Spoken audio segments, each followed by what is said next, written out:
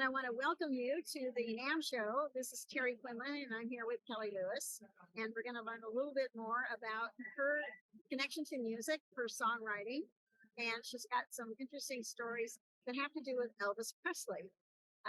It's interesting because Elvis Presley, I've heard other stories about electronics going off and on, thinking that it had something to do with Elvis Presley. So, Kelly, tell us your story about Elvis Presley. Well, 20 years ago, my brother, we were celebrating his birthday up in the mountains, and we went to a restaurant, and when we walked into the restaurant, we were the only ones in there. In fact, they were closed. They had we're turning the close sign. And we walked in and we asked them, we said, can we come in? They said, sure. If we're closed, then it's okay. So we go in. We go in and I have ADD, so you really distract me.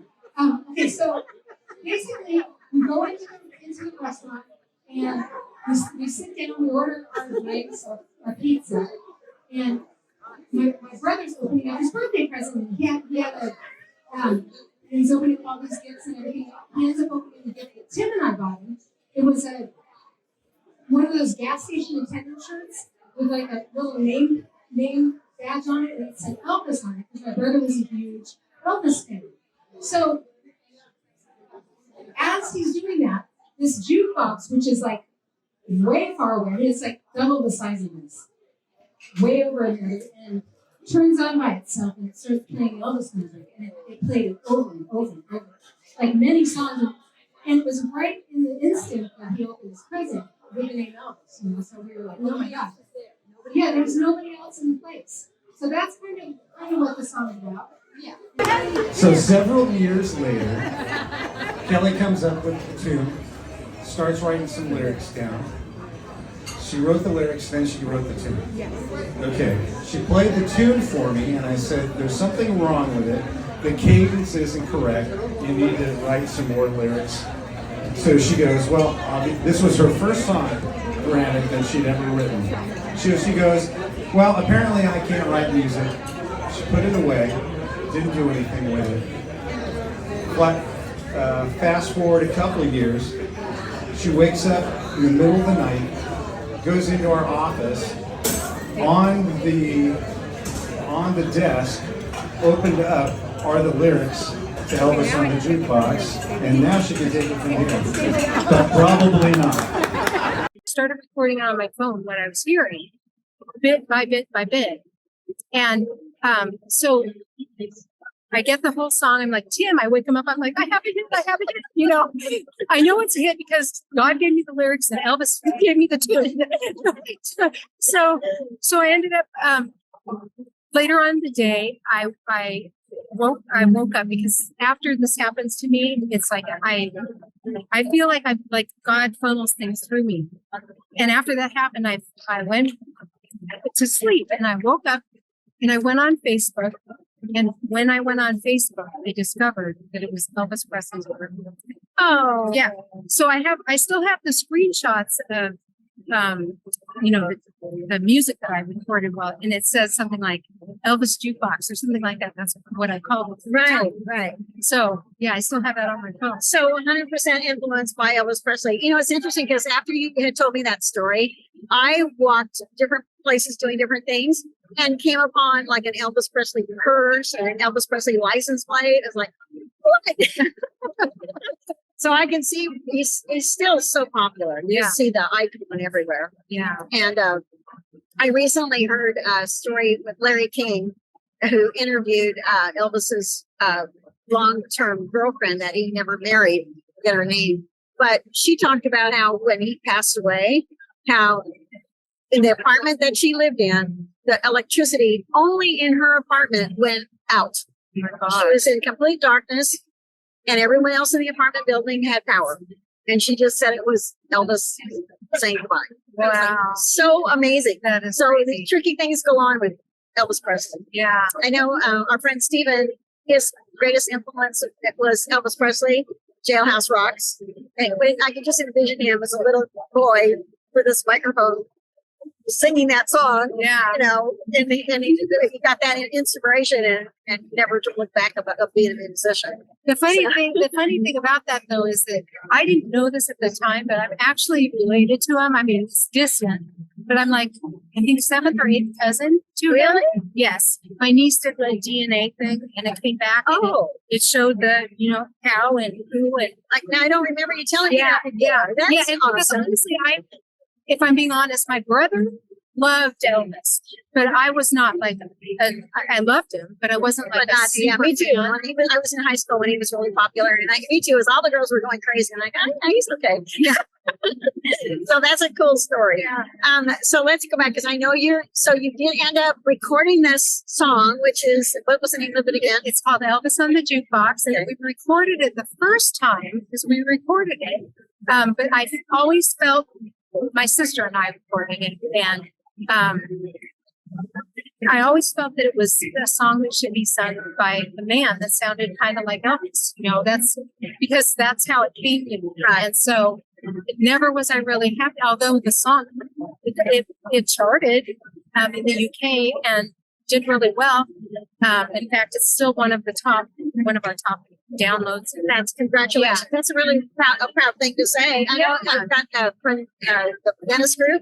A lot of them, they go to the Netherlands and different places because they're more popular in Europe than they are here for some reason. But that said, I've seen them in concert several times, and they're amazing, and I love them.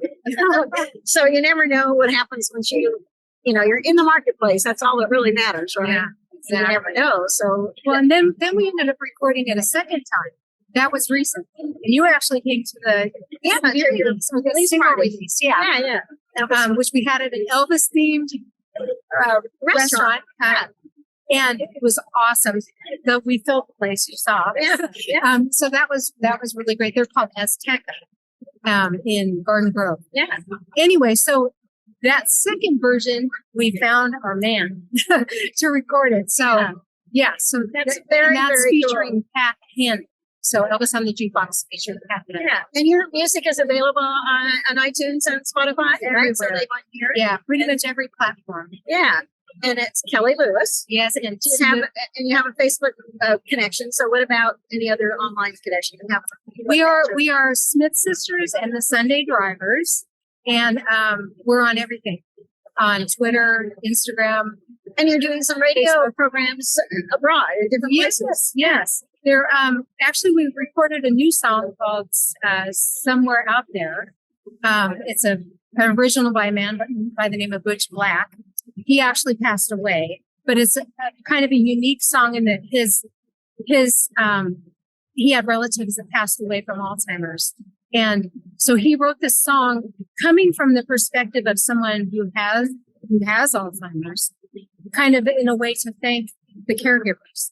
And he didn't know this when I met him. Well, he asked us like 4 years ago to record it. Well, he has since passed away from cancer, but I contacted his wife and told her that he had reached out to me wanting us to record the song for him. And I said, I made a promise to him. We want to record it. So we recorded that song, and it's now being played all over the world. In fact, Australia, we were on a chart, I think, yesterday. So awesome. Yeah, and it's been just an awesome, musical experience. Yeah, it's very, very cool. I'm loving your stories. So, are you doing some more songwriting now? What's happening presently with your music career? I am actually. Let's just say I'm being inspired right now. Interesting. Wow. So you and I have not walked the NAMM floor yet. No. But I know a lot of times so that something will influence or inspire me when I walk the floor, something I didn't know before. And we have to go on our little adventure, right? Yes. Walk the floor. And I do also support music education in schools and the NAMM Foundation. I really am 100% behind that. And there's a lot of talk today about the influencers in people's lives, teachers who maybe just one little comment would be an inspiration to become or take an interest in music and maybe pick up an instrument and play. Do you play any instruments yourself? I play bass now.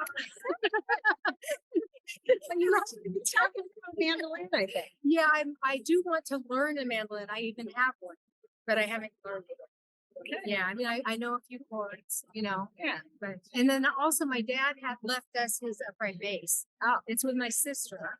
And we both we're gonna get it repaired and want to go learn it out. Cool. Yeah. Well, I wish you much success in your future endeavors, whatever they might be. And it's been great to do a little more in-depth talk with you. And let's go do the NAMM show and see what else we can come up with. That sounds Right? awesome. Yeah. Thank you, Kelly. Nice to see you. Thank you all for being with us today. And this was number 2 NAMM interview today on the first day of NAMM 2023.